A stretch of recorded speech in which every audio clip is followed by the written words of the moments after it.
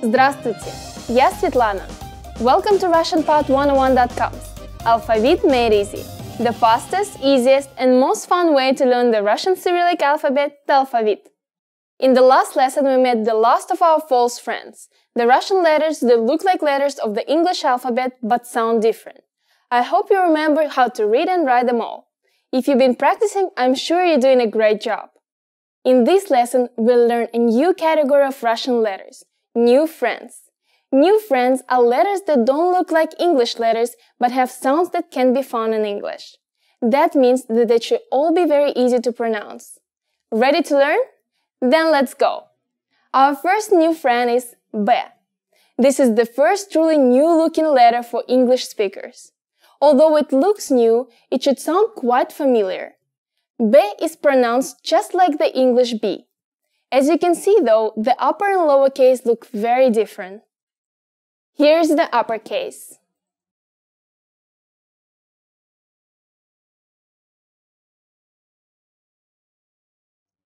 And the lowercase.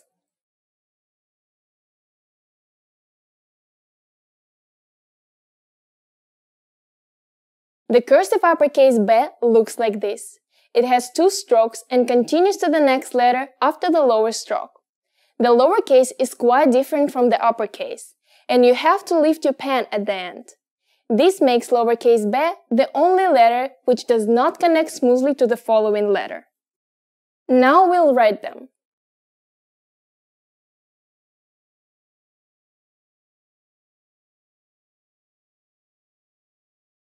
And the lowercase.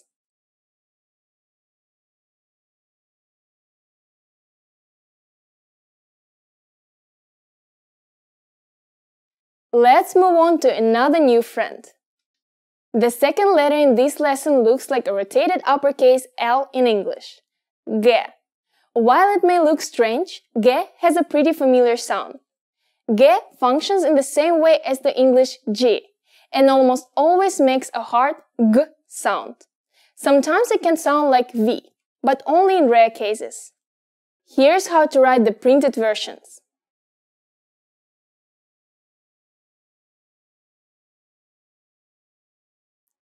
And the lowercase.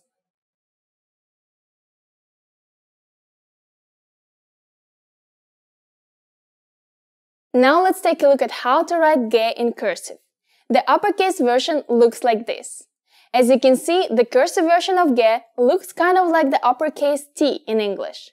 It's written in two strokes and connects to the next letter by swinging back around. Now let's take a look at the lowercase cursive G. Lowercase g is a lot trickier, because it looks nothing like the printed version.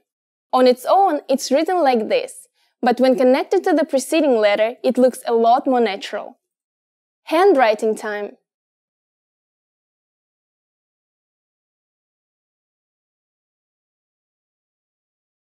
And the lowercase.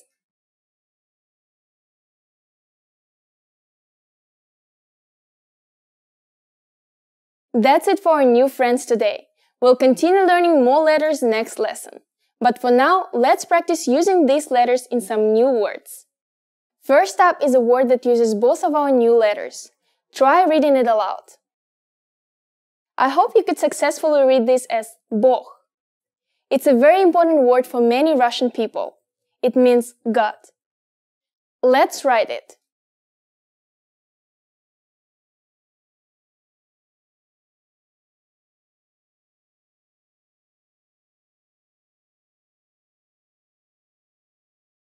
Bog. Next is a somewhat funny phrase, with two grammatically correct sentences. We already know some of these words. Hopefully remember that on and jest mean he and its. Behemoth is similar to the English word behemoth, but in Russian it also means hippopotamus. Travu means grass. So these sentences can be translated as it's a hippopotamus, it's eating grass. Now that we understand it, let's try writing it by hand.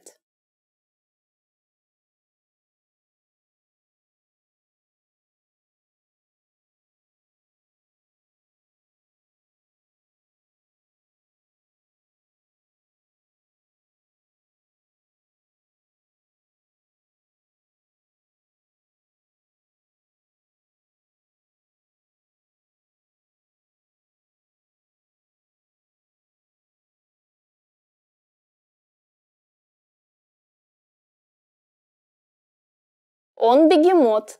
Он ест траву. Let's start with an uppercase O. Also remember that lowercase b does not connect directly to the next letter. Be careful not to confuse the lowercase m and t. Give it your best shot. Now it's time for Svetlana's insights. Are you familiar with Greek letters? Maybe you remember them from high school or college. If so, you've probably recognized a great deal of these Russian letters. The Cyrillic alphabet was originally derived from Greek letters, so many of them bear close resemblance even today.